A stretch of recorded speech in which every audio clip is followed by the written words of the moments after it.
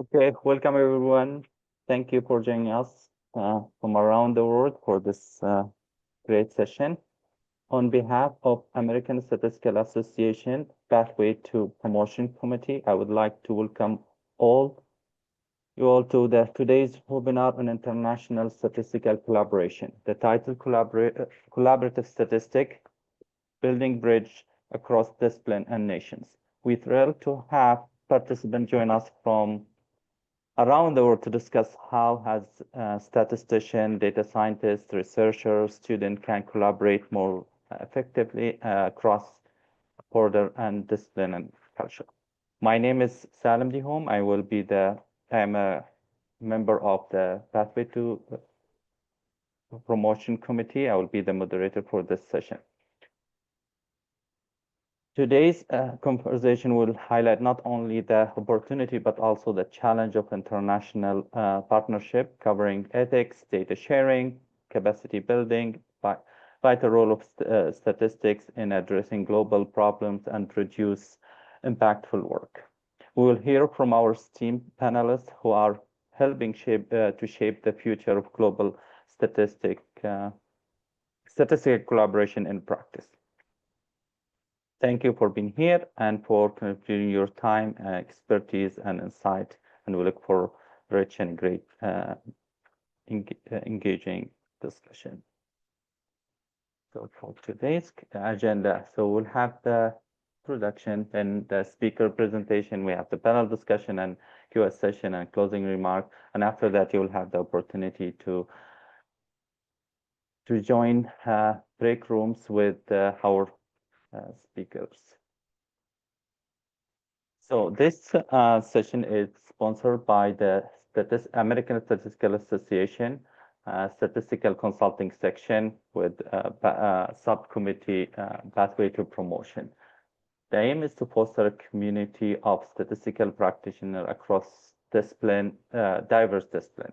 The support is to foster a community that welcome diversity view, bridge the collaboration across members, promote and nurture career development. And for more details, you can find in the chat box the link to the website, but the introduction and mission and great resources from the statistical consulting section. Also, the statistical consulting section, they have multiple resources and subgroups, and I highly recommend you to join. It's free. A lot of resources. As personally, as an isolated statistician, I get a lot of resources in working with a great team, and also it's good for recommendation, for collaboration if you have questions, and career development as well. I highly recommend. Please reach out to the chairs of all these different groups, subcommittees, and networking group. Pathway to Promotion Committee Section, Statistical Consulting Subgroup. The mission to develop recommendation and tool to help advancement of non-tenure track collaborative academic statistician, but with multiple webinars, extend that vision and help to all, including students, including people, statistician in industry. And now this is our first time we have the global webinar. Please reach out to Margaret Stedman. She's the chair. She's a great leader, and her email is here. And also we have the Pathway to Promotion Statistical Consulting section information also on the website, and you can have it in the chat. In the last few years, we established the Pathway to Promotion Committee, I believe, started in 2021. We hosted multiple webinars, conference presentation, articles. So these are some examples from recent webinars. You can scan the QR code. Also, you can find the link for all our recorded sessions. To keep in mind for today webinar, to submit question at any time during the presentation with the chat feature. Open Q&A session, follow the panel discussion, breakout rooms for discussion with the speakers. To start with, as introduction, just I'm going to remind you about the World Statistical Day. And for this year, and this is the fourth time, in October 20th, 2025, the world will come together to celebrate this year United Nations World Statistical Day under the theme Driving the Change with a Quality Statistic and Data for Everyone. For the first time, they will have the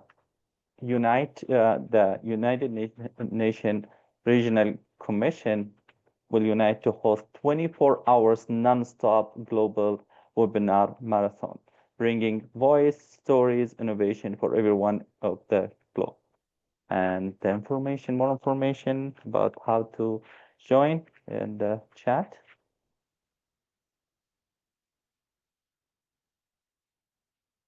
So this is I found this statement from Henry Ford about coming together is a beginning, keeping together is a progress, working together is a success. And I think that's been here for the 10th webinar with the Pathway to Promotion Committee, and also hopefully we'll, from our webinar today, we'll initiate some collaborative work. So the benefit of international collaboration help to solve global problem by sharing data and expertise, combine diverse perspective for broader and deeper insight, improve data quality, motivate continuous learning, and drive innovation through cross-border teamwork. And please welcome our first speaker, and it will pleasure and honor to introduce the first panelist here, Matt Brems, Chair of Statistical Without the Border, Distinguished Faculty, General Assembly, Machine Learning Instructor and Consultant with Cornell University, AI Instructor with California Institute of Technology. Thank you, Matt, and all yours. Thank you very much. Hey, everybody. My name is Matt Brems. I'm excited to get to chat with you today.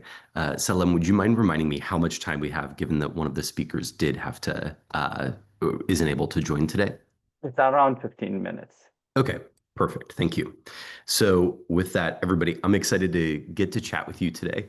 If I haven't gotten the opportunity to meet you before, my name is Matt Brems. I use he, him pronouns. I'm based in Baltimore, Maryland. I'm also currently fighting off a cold, so I apologize if I sound a little sniffly or anything like that. I'm here in my capacity as chair of Statistics Without Borders. This Monday, I start a new role with Breakthrough Tech at Cornell University as its chief data scientist. So happy to talk more about that in the breakout rooms if folks are interested. But please feel free to reach out to me or connect with me if you like. What I'm going to do is go ahead and share my screen here. Let me pull my slides up.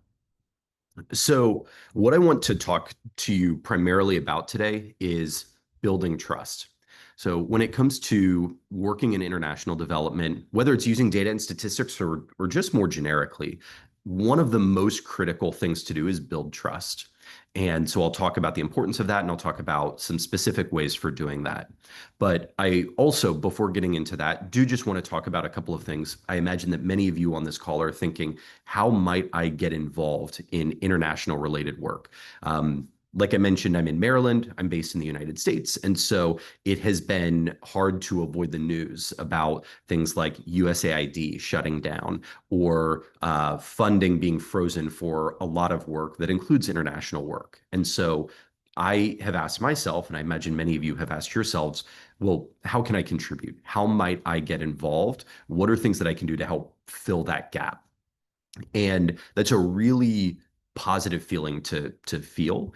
And I also want to add a couple of questions that I want to encourage you to think about in terms of how you might be able to best support or get involved internationally. So with that, let me pull these up. So the first question that I want you to consider is, why do I want to get involved in international work? And I want to encourage you to be really clear and candid with yourself about that. Something that we notice at Statistics Without Borders, and I'll talk a little bit more about Statistics Without Borders in a moment, but with Statistics Without Borders, some of the things that we notice are there are some of our volunteers who are there purely for philanthropic purposes. These primarily might be people who are later in their careers or who have retired and say, I've got valuable skills and I want to give back. A couple of our co-founders, including Gary Shapiro, who some of you may know, that was part of the impetus for founding Statistics Without Borders. We've got valuable skills and we want to be able to give back. We also noticed that other volunteers, especially those who might be a little bit earlier in their career, are focused more on skill development. I want to be able to be involved because I want to do good, and I also want to make sure that I can add to a resume or I'm able to develop certain skills.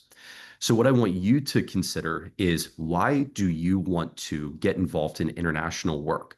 And I think that will help guide the kinds of organizations and projects that you support. A second question that I want you to consider is there a specific area of interest in which you want to get involved? Do you care deeply about voting rights or civil rights? Is it the climate? Is it criminal justice? Is it insert other issue here? Or do you say, I'm less focused on a specific area and I'm more interested in just contributing in general? For example, Statistics Without Borders, with the projects we do, there aren't specific issues that we necessarily work on or focus on. We run the gamut from children's issues to animal rights to climate-related work and so on. And so for you, as you think about the type of work you do and the type of organization you might work with, is there a specific area in which you want to get involved? The third question is, how long do you want to be involved? Is this a summer passion project? Is this something where you want to commit to working for the long term, 3-5 years or more? With different organizations, especially internationally, some of the stop and start that we might feel in the short term can be more harmful than helpful. And so it's good for you to keep that in mind. If you want to be involved, to think, am I interested in contributing in the short term? Is it more medium term? Or is it long term? Help guide the kind of work you do. And then finally, what skills can you bring to this work? And I want to encourage you to keep an open mind. Many people, for example, sign up with Statistics Without Borders to focus on data-related work, but there are all sorts of other things that we internally need. We need people to keep the lights on the IT side of the house. We need people who work in the marketing and communication teams to help us write case studies about the good work we're doing and posting on social media. We need people who do administrative work. I joke when people ask me what it's like to be chair at Statistics Without Borders. We as an organization do a lot of great work. And sometimes I feel like my role specifically is to, quote, be a traffic cop over email, where we've got volunteers who are doing really, really incredible work, and they're much closer to that impact than I am. And I'm farther removed from that. So I want you to think about, what are those skills that you can bring to this work? I do apologize. I'm going to mute and go off camera for a moment to blow my nose, but I will be right back.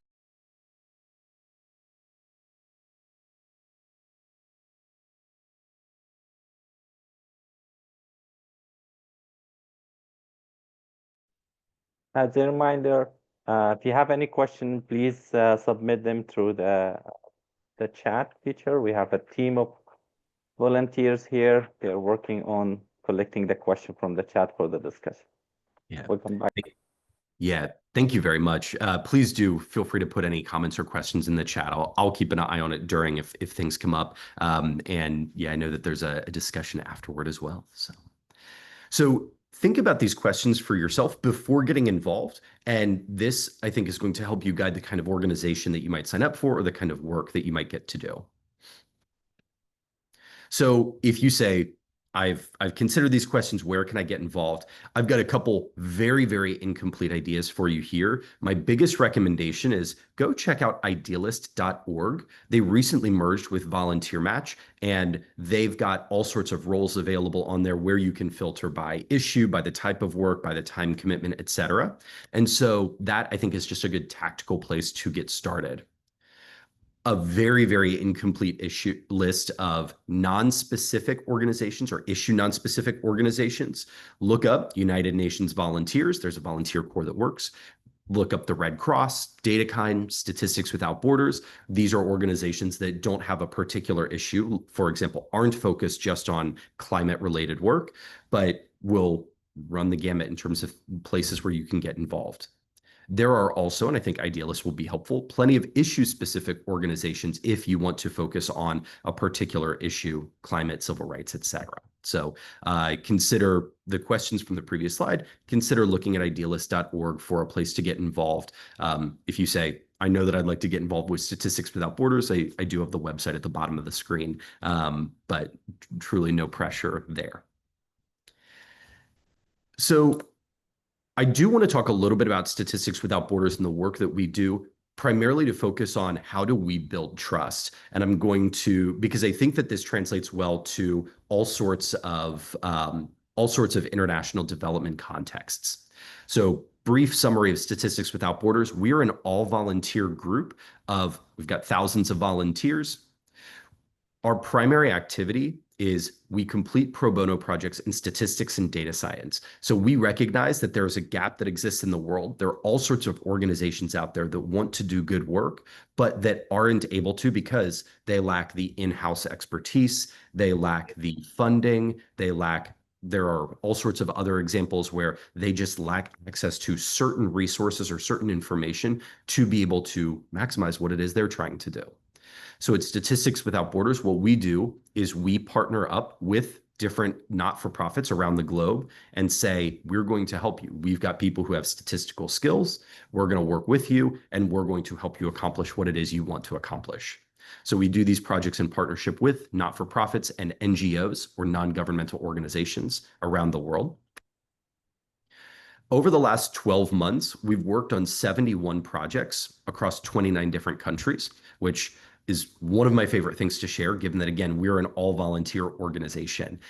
So being a volunteer organization has its challenges, and I'll mention that in a moment, but it's really cool to be able to say that we work on all sorts of different projects all around the world. And it's wonderful to be able to do that. Some of the organizations with whom we've worked, you may recognize some of these. I'm not going to go through all of them, but you may recognize some of these logos or some of these organizations. But we're going to run the gamut from large organizations like the United Nations, UNICEF, all the way to small, almost in the United States, we might say things like mom and pop shop organizations. So things like the Asante Africa Foundation or the Greater Victoria Coalition to End Homelessness. So we do all sorts of different work around the world with organizations of varying sizes. Now, in terms of the challenges here, in addition to any standard organization, I imagine many of you are in academia or in a for-profit context. Some of you may work for governmental organizations, and they're just organizational challenges that you run into. In addition to those organizational challenges that most organizations with money have, there's a lot of additional challenges that Statistics Without Borders runs into. Our work is almost exclusively remote.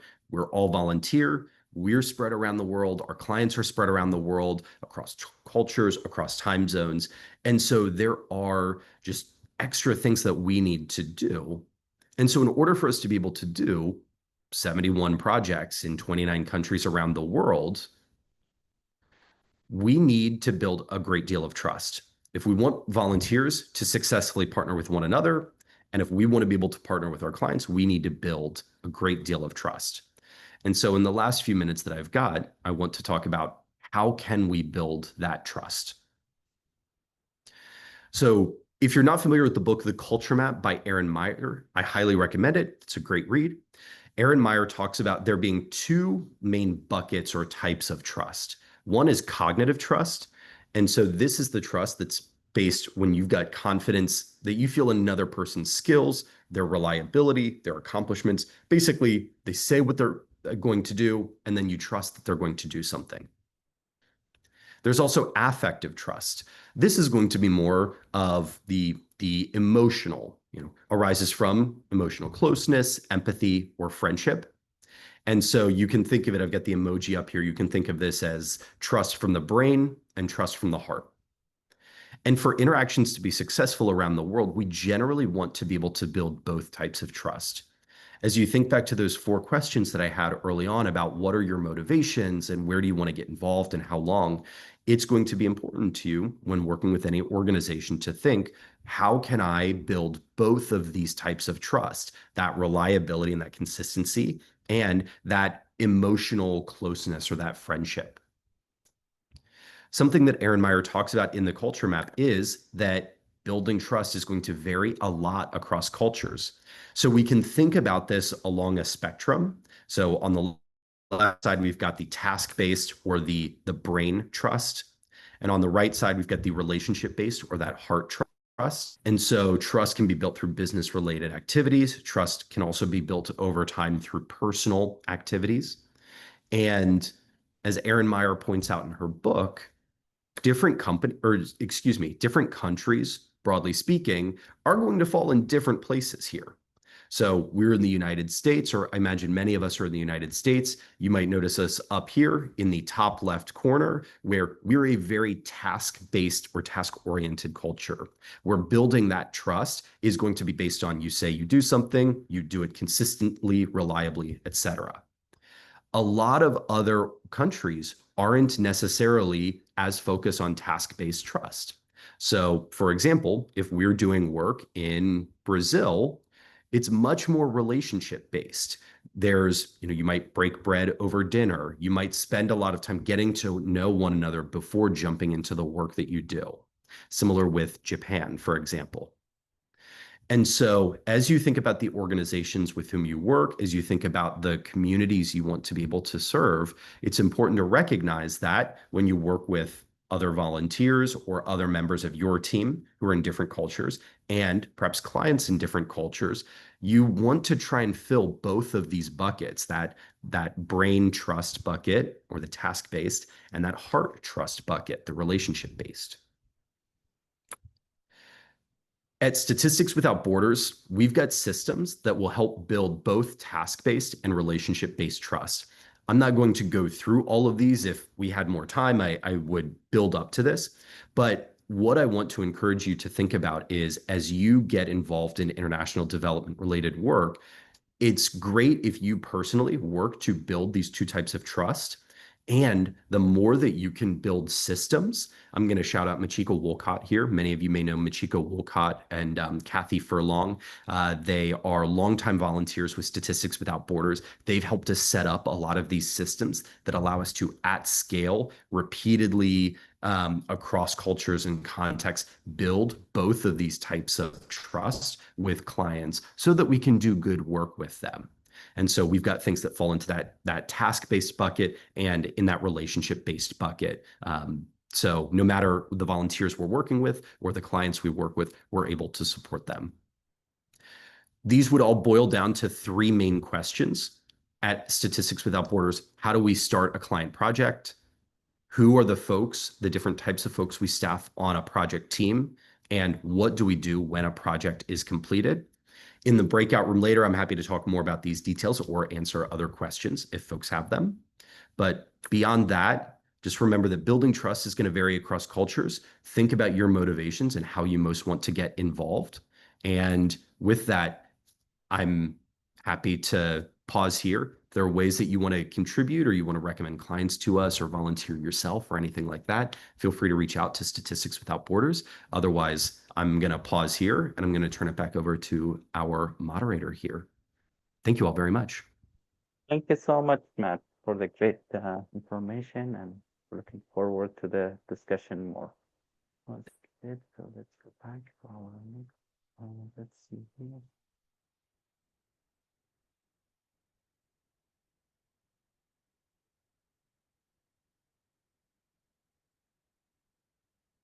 It's a pleasure to also introduce our second panelist here, Eric Vance, Associate Professor and Director of a Laboratory for Interdisciplinary Statistical Analysis, known LISA, and University of Colorado Boulder.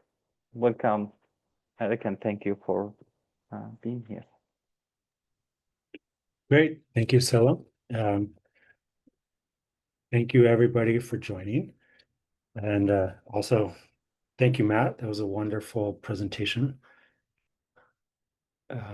I am going to give a lot of context, and then I think I'll get into the meat of your questions when you ask questions during the Q&A. So definitely think of questions and prepare them, and we will talk about them in the Q&A. Oops. Let me show my slides.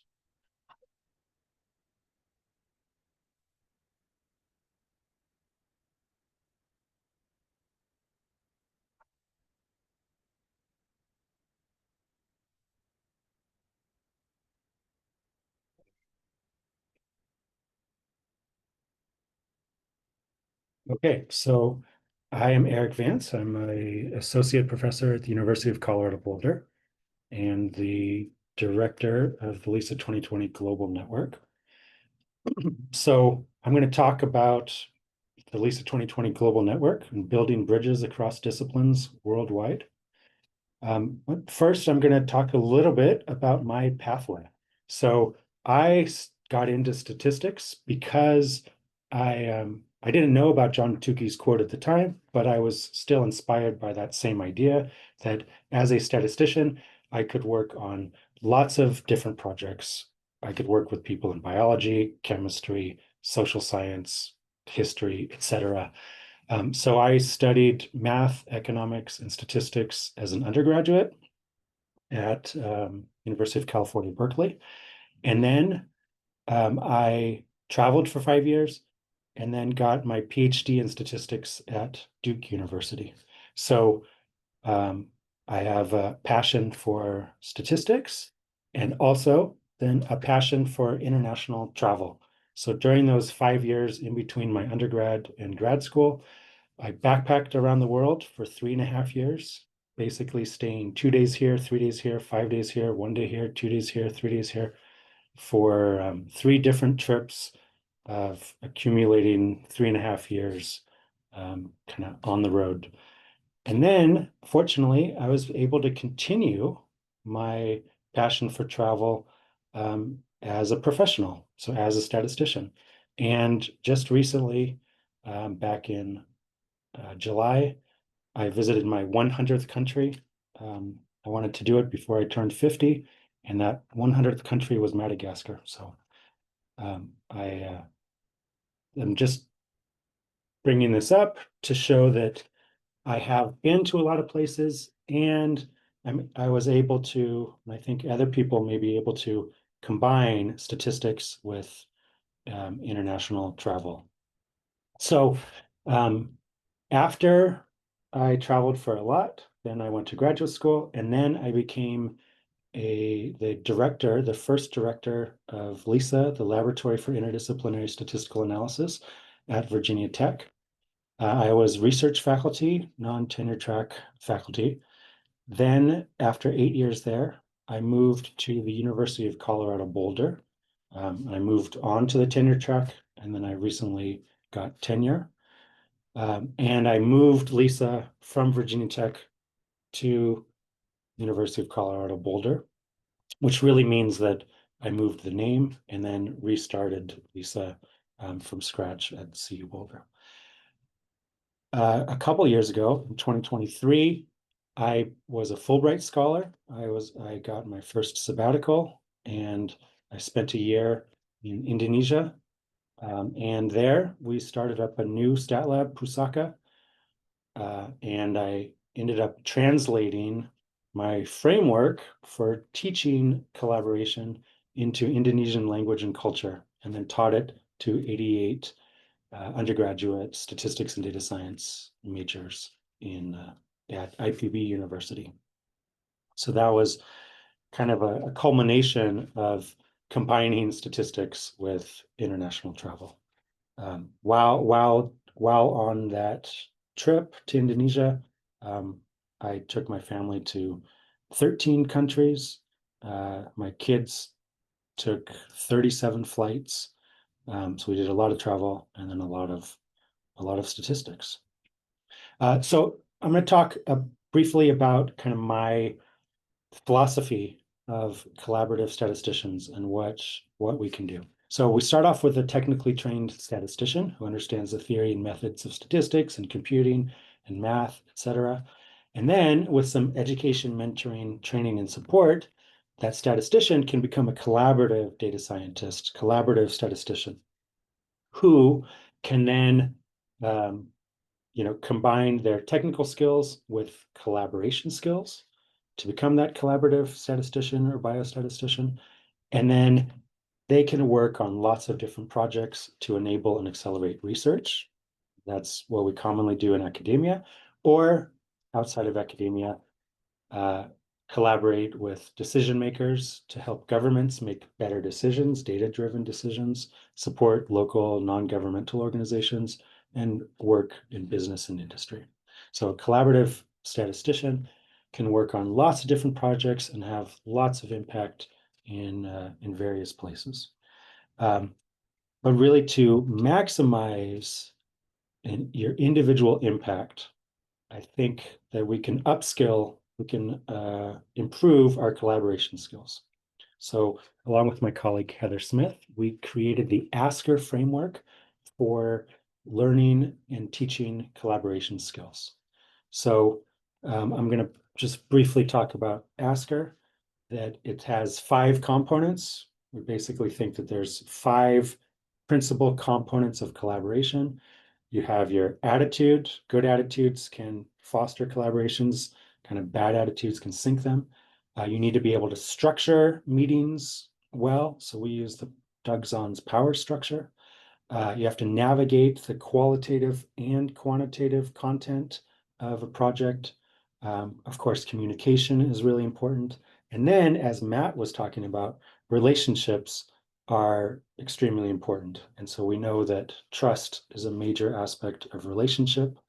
And all through the ASKER frame, we think of having 2 goals for every project. There's the task goal, where we want to make a deep contribution, but we also want to create a strong relationship with the domain expert that we're working with.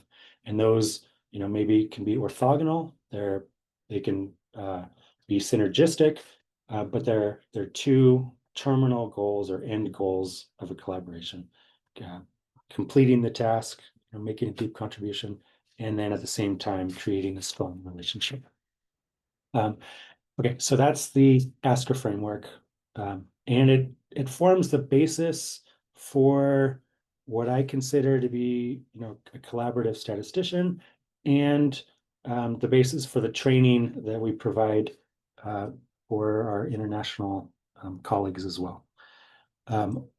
So this collaborative statistician who's learned great collaboration skills to mix with their technical skills can work on lots of projects, but then they can also create a stat lab. So an individual can scale up their impact by creating a stat lab, which is a statistical consulting collaboration laboratory or center, to then support and train others. So using projects that come into the stat lab to help students or interns get experience. And so, Statistics Without Borders can functions like that as well, where the projects that the volunteers are working on are being used to increase their own skills in statistics and statistical collaboration, etc. So these stat labs, to be a stat lab, in my definition, you really just need to do 3 things. Build statistics and data science collaboration capacity. So use the projects that you're working on to build up the collaboration capacity of the people you're working with. We want to transform evidence into action. So we actually want some impact with with the statistical work that we do. And so stat labs collaborate with local domain experts who don't have, who need statistics and data science expertise. And then stat labs also teach short courses to improve statistical and data science skills widely. So this is background information for the LISA 2020 Global Network. So in 2012, I created LISA 2020, and the idea was that this model of having students working on projects is an excellent model because the students are getting great experience. They're applying what they learn in the classroom to real projects. And then the domain experts that we work with get a great experience because they're able to do more with their research. They're able to make better data-driven decisions. And so it's win-win. And the model is so great that it shouldn't just be limited to well-financed statistical consulting and collaboration centers in the United States. But the idea back in 2012 was let's have 20 labs in developing countries by the year 2020. And so LISA 2020 was born. And 13 years later, we have 37 labs in 11 developing countries. And these labs have trained, almost 5,000 students. They've worked on nearly 3,000 projects, lots and lots of workshops. I think I undercounted the attendees on this slide. We've had lots of peer-reviewed publications, and as a network, we've published 3 books. And there's links for the first 2 books here on this slide. So what I've done is I've briefly told you about my own pathway from student, traveler, research faculty to tenured faculty in academia, and then how the LISA 2020 Global Network has, I don't know if I've told you what it is. Basically, it's our collection, right? It's our network of these 37 labs that have been created, and they do those 3 things of training up their students, collaborating for impact to transform evidence into action with local domain experts, and then they teach short courses and workshops. So final slide, and then I hope that we'll have a lot of good time for question and answering, is how to get involved. There's no simple, immediate answer. I think it really depends on the individual. But one thing that everybody could do is they could sign up to attend the virtual LISA 2020 symposium that's going to kick off on World Statistics Day on October 20th. And then it will run for 3 days. We'll have plenary talks as well as breakout parallel contributed talks. And then we have tutorials actually throughout the week and the week before and the week after. There's a link to sign up to get the Zoom link once we have the Zoom link. Basically to get on the list. It's the bit.ly 2025 LISA 2020 symposium. So that's one way. And then I think I have time to talk about just 2 short stories of how other people have gotten involved. So Monica Johnston, she's a longtime member of the Statistical Consulting section. She asked how she could get involved with LISA 2020. I wasn't really sure. We chatted about the network. And then a little bit later, she said, hey, I'm going to Nigeria to visit family. How can I help? I was like, oh, okay. Well, I'll connect you with some of our stat labs in Nigeria. And she got connected, and then she went and visited, and she gave she talked with a lot of people. She gave a couple workshops, and this was maybe 7 years ago. But I still hear from some of the people at the University of Ibadan where she visited that that her workshop was very impactful. It was just a talking about her own experience and a mentoring. It was basically like a mentoring workshop, and so that's one way that somebody has gotten involved. And then another one was one of the members of the LISA 2020 network. He was a graduate student, PhD student in Ghana, and still working on his PhD. And he asked me for any advice about the technical details of his PhD. And I knew that his topic was actually relevant to the research of Ralph O'Brien. So Ralph O'Brien was the chair of the statistical consulting section maybe 12, 15 years ago, and is retired, but I reached out to him, and like the research topics were very well aligned. And it turned out that Ralph O'Brien became like a co-advisor of the student, Ben, in Ghana.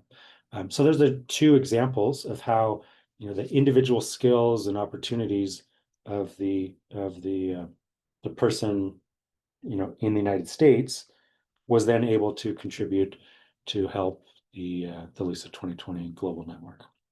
Okay, so I'll stop here, and I really do look forward to questions. I'm not actually monitoring the chat at the moment, but lots of questions. We'll have discussion. And so, yes, thank you. And I look forward to chatting more.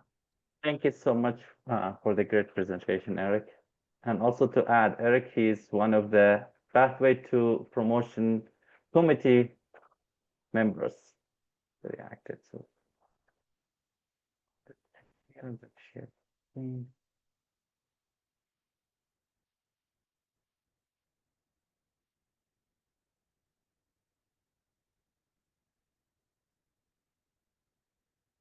Unfortunately, the third panelist, Misrak Gezmu, she was not able to join us today due to the government shutdown, and we'll work with her for a future event, and we'll keep you posted, and her information and the link. But she's the Biostat Research Mathematical Statistician, Biostatistics Research Branch at the National Institute of Allergy and Infectious Disease, National Institute of Health.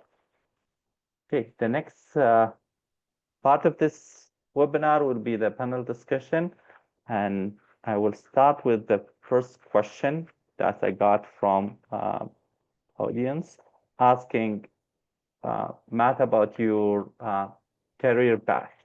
You can share a little bit with us about your career path. Yeah, happy to talk about it. So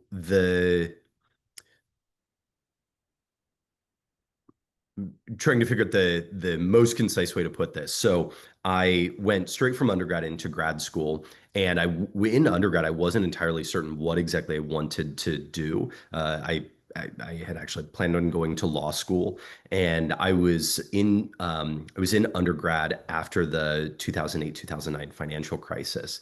And so around 2011, when I was making my decision, okay, what, should I prepare for the LSAT and things like that to go to law school? That was around the time that there were these articles coming out, because it was about 3 years after the financial crisis, where folks who had been affected by the financial crisis, many of them went to law school, and then weren't able to get jobs because there were so many people who had gone back. So I learned about that around the same time as an advisor in undergrad shared that that you could go to grad school for math or for statistics, often for free. And so when faced with do I go into a lot of debt to go to law school, or do I pursue math or statistics? That's why I opted for the math and stats route. In undergrad, I changed majors a few times, but I studied math, economics, and political science at a small school in Indiana. Ended up getting accepted to Ohio State for my PhD in statistics, went there, and left with my master's for a couple of reasons. One was I was not as diligent a student as I wish I had been at that point in time. One was that I started dating somebody who now is my husband, and I'm very grateful for how that worked out. He, perhaps ironically, or maybe I suppose it's just coincidentally, was a law student at Ohio State at the time. He transferred to Georgetown Law. I finished up my master's and then moved out to the Baltimore, D.C. area to be with him. And so in joining the workforce, I started out as a data science fellow for a political consulting firm. I did data science applied to politics through the 2016 presidential election, or I suppose the 2016 election. That was enough politics for me. And then since then, I have done a couple of different things. And I'd say that the single thread that ties post politics together for me is education. So I worked for an organization called General Assembly, teaching their data science boot camp. I also started doing a lot of consulting work on the side. I joined Statistics Without Borders as a volunteer. Around 2020, I went on, I like to call it a sabbatical. I left General Assembly full-time, still would teach for them part-time in the afternoons and weekends, but I did research for FINRA, the Financial Industry Regulatory Authority, because I wanted to jump back into some research and get some exposure to that. I did that as a short-term contract. I joined a very early stage startup called RoboFlow, a computer vision startup. I was employee number 5. We were backed by Y Combinator, and that was a really good learning experience to just understand what it's like to join something that's so early stage. After RoboFlow, joined a company called Data Robot that was building a product. They're still around today, but building a product that focused on automating many of the pieces of the data science process. So how do we make that easier? If we all, as data scientists, statisticians, think about where we spend our time. A lot of it might be gathering or organizing data. A lot of it might be putting models into production in some capacity and then monitoring them. And so Data Robot was a product to assist with a lot of pieces of that. And so I joined them and I worked on their product and their enablement team. So enablement, for those who may not be familiar with it, a lot of organizations will have an enablement team that's largely like internal education. So what my role was to learn what the product did and to know all of the ins and outs of our platform, and then explain that or make sure that our team was sufficiently enabled or educated. So our customer-facing data scientists needed to know things in a lot of detail. Our non-technical salespeople also needed to know what our platform did, but it was really interesting as a challenge because they knew less about what a data scientist or what a statistician might do as a job. They knew a little bit about what data science was, but how do we explain to people who aren't technical what data scientists do and how this product solves problems for them. So that was like an internal education role. And then in 2024, I joined General Assembly again full-time and taught a couple of cohorts of the data science bootcamp program for them again. And that has brought me here to where I am today. So again, the main thread is education. And what I would encourage folks to consider as you think about wherever you are in your career, whether it's you want to get involved internationally or not, is think about what, in addition to the statistical and the data skills that you've got, what's the extra thing that you have that differentiates you, and try to lean into that. For me, I believe that's education, but for different people, there's all sorts of different things. But how do you be a statistician who also does this thing? So anyway, I'll pause there. Happy to answer any questions separately if folks want. Okay, thank you, Matt. And that will relate to the question that we have and it's for both of you. From the survey that we got, how to establish yourself as an international collaborator, and also what might still look like. I'd actually look for Eric to answer this first. I don't want to talk too much. Well, thank you, Matt. I would, how do you establish yourself as a international collaborator? Well, you establish yourself as a collaborator with somebody who is international, so who's in a different country than yourself. And so I think a bigger question is, how do you establish a collaboration in the first place? And I think, there are many pathways, but the first one would be, you start working with somebody on a project, and maybe it's a you give a little bit of advice, or maybe it's just a consultation, a quick consultation. But you do a good job on that quick consultation. You show that you are interested in creating a strong relationship with them, and then maybe 6 months later, they come back to you with a bigger collaboration. And then you work with them. So you basically, take steps to build to build yourself as a consultant, from a consultant to a collaborator.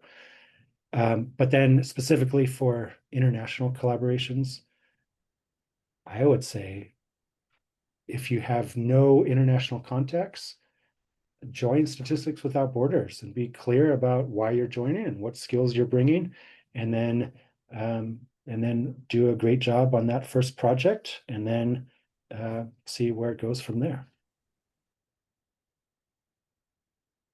Thank you. The next question will be related to this one. What the differences between international and national collaboration should we be aware of? If there's any differences.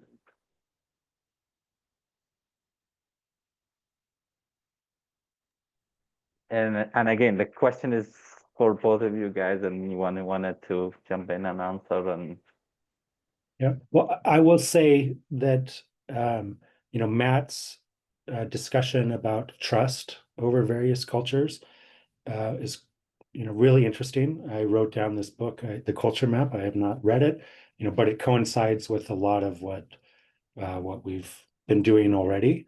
And so if you're working with somebody from a different culture, they will have different expectations. They will have different ways of building trust.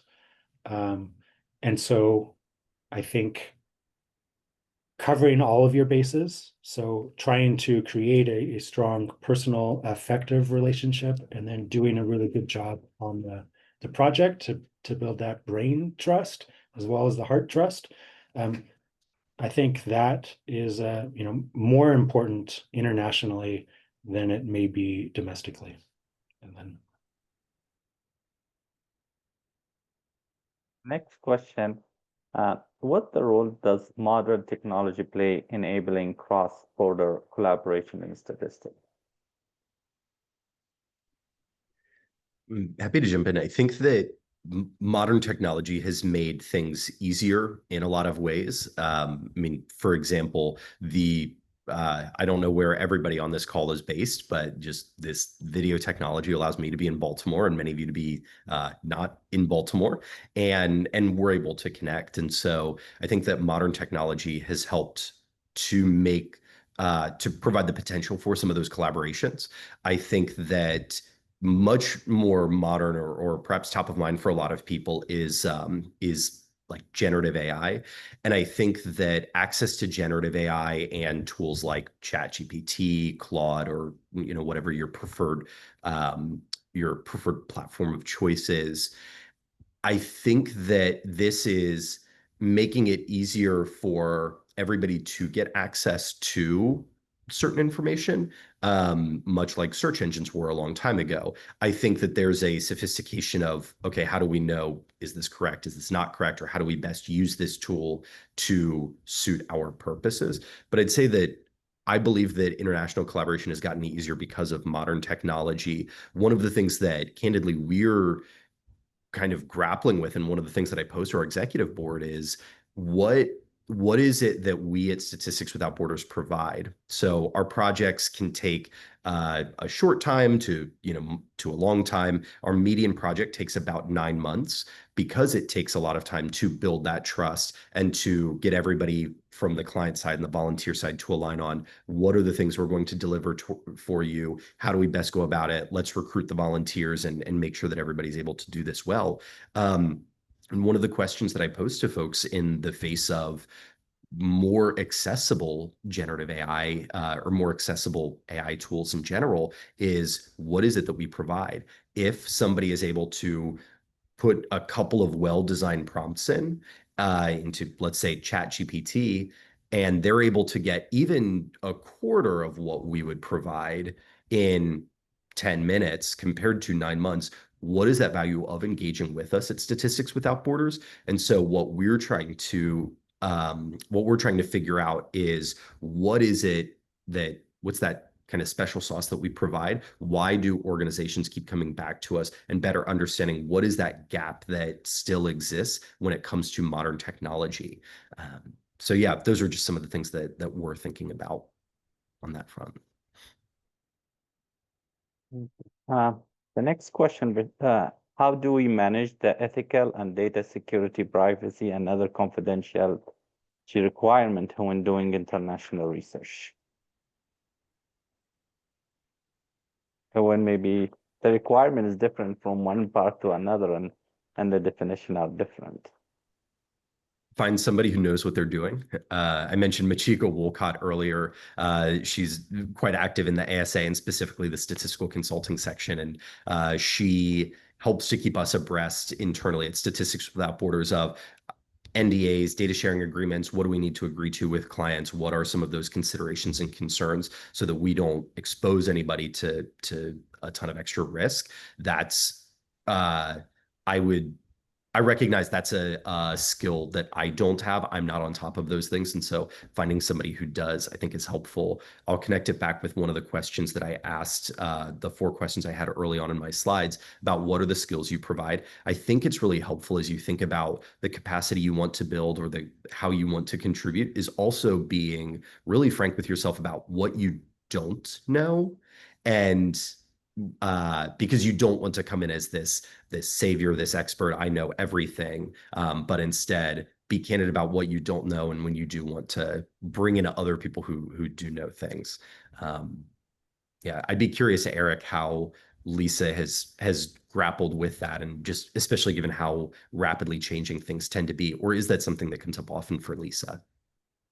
So I'd say it doesn't come up often for us at all, because our labs are basically independently run, owned, and operated. And so, they do whatever they do locally. And I don't know even what that is. I can't even say it. So I don't know how the rules are different between the United States and the 11 countries that are in at least the 2020 global network. Then we have time for 2 more questions. So how do we evaluate, or do you evaluate, whether a project in another part of the world is compatible with your personal value? Do you ever choose to not take an international opportunity because of this type of issue? Yeah, at Statistics Without Borders, the way that things are set up is we've got a bunch of different teams who help to make things go. When an organization reaches out to us, or when we reach out to an organization and offer our services, and that group says that they're interested, the next step is for them to engage with what we call our new client acquisition team. And this is part of that building trust that I mentioned in my talk. We've got a team of new client acquisition folks who are trained statistical consultants who will meet with the client and understand what are the things that you want, what are the things that we can provide. And so there are a couple of questions there's a really long checklist of questions that the new client acquisition folks go through as part of building that trust and as part of understanding if this is a good fit. But it really boils down to 2 main things. One is the organization a good fit for us at Statistics Without Borders? For example, we don't support for-profit organizations because we believe that there are greater needs elsewhere. We don't work with any political organizations. And the definition of that has shifted over time, or our interpretation of what political is has shifted, just because I think our understanding as a whole of what politics constitutes is shifting. We certainly don't work on, and we don't work for an organization that's like, elect this candidate for this office or anything like that. But there are organizations that I think some of us on this call at least would consider political. And so we evaluate on a case-by-case basis, do we want to accept them as a client or not? We also, in addition to answering the question, is the client a good fit? We also look at, is the project a good fit? Is this something that's within our wheelhouse? Is this something where the we believe that the folks are, the client is going to use this for, broadly speaking, good purposes, or are they looking for just like the SWB stamp of approval and they can twist the results and publish as they see fit in a different light? So that's something where we've got a team of folks who help to assess that. We also front run all of this with our volunteers. And so when we start staffing a project, all of the volunteers know about what the project is, what the client is, and things like that, so that each volunteer for themselves can decide that's not something I'm comfortable with, just on a personal level, even beyond the systemic SWB, is this right for us or not? Eric, you have something to add more? I don't know. That question came from Kim Love, who is very involved in the LISA 2020 Global Network. She is our vice president for metrics, and is passing off that job now. But yeah, she knows what LISA 2020 does. So our last question for this part of the webinar, and the other question can be in the breakout rooms for our speaker. So as a lot of us here are a part of the academia and the research, and with all these changes in the fund, is it a good time to start looking or start working on international collaboration, working the project, other funds that might be possible for people who are, their main focus of research was the United States, but now they might expand to other countries? Any recommendation? Well, to repurpose a quote about trees, like the best time to start a collaboration is 20 years ago. This next best time is to start it today. So yes, today's a great time. There's a lot of, as Matt kind of mentioned, there's maybe a void of international engagement within the funding system in the United States at the moment. And so individual efforts to fill that void starting today would be fantastic. Yeah, I'll plus one that. I think that the need is there. So in terms of that, like now is a great time to get involved, just because of the amount of need that exists in the world. I can't speak much to the funding that's available. My gut tells me that less funding is available than it was before. And so I don't know from a funding point of view if if that is your motivation. I don't know that this is necessarily the best time to get involved, but I'm also not an expert on that. The kind of the thing to tie this together is I want to encourage you to be intentional and think about how long you do want to get involved and in what way and how can you best support. What I want to discourage anybody from doing is, not that anybody on this call would do that, but saying, oh, I'm fired up, we need to get involved internationally, there's need in the world, so I'm going to go do it. And then I sign up for something, and 6 weeks later you move on to another project, or you move on to something else. It's so important to avoid creating harm, and so that even if that desire to contribute is good, you just want to be careful to not cause harm when doing that. And so just be as intentional as you can, be as clear with yourself as you can about your motivations and how you can best get involved. And in the face of all of that, I think now is absolutely a fantastic time to get involved in international collaborations. Okay. Yeah. Thank you so much for this great discussion, and we'll continue, I think, with more webinars in the future, highlighting the international, maybe exploring the fund as well. So let me go before we get to the next segment of this. I want to say one more thing, because I think there was a question from somebody about how to balance like working with local people in different countries and managing balancing that with having local people have autonomy over what they're working on and how they're doing. And so that's something that we actually think about a lot with the LISA 2020 Global Network. where all of these labs are kind of independently run, but then we share best practices, we share, we collaborate between the labs on certain projects, and that we're basically saying, hey, here's this idea, take it or leave it. And if you want to take it, we have some resources to help you. Well, we have some non-monetary resources to help you get started with creating your own lab and making it strong and sustainable. And so we definitely are just trying to empower local people to create their labs and bring statistics, out of the classroom, out of the academic buildings, to work with people across campus, across their communities, to really harness the extraordinary power of statistics and data science. Thank you so much, Matt. Before we move to the breakout room, I would like to thank our esteemed panelists for their discussion, answering the question and sharing information, and all the positive energy that we get for as starting up and question about international collaboration. I also would like to thank the organizer here, the SA Pathway to Promotion Committee member and chair. One thing I want to add here, one thing is here, once you get to Pathway to Promotion, a little bit of marketing for Pathway, you cannot leave because it's one project to another and it's every time is a different. So I highly encourage you to join, and thank you for the team for putting this together.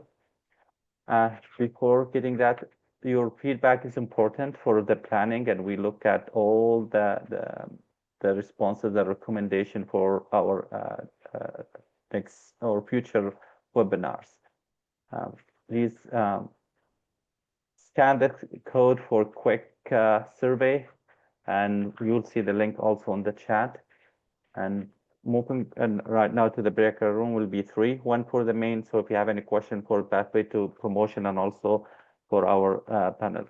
Again, thank you so much for spending those an hour and a half learning about the international statistical collaboration. I look forward to see all of you in the next webinar for our Pathway to Promotion Committee. And also, I think Eric added a link to register for the LISA 2020 webinar in the chat. Please make sure to check out. Okay, thank you. And you will be able to join the breakout rooms.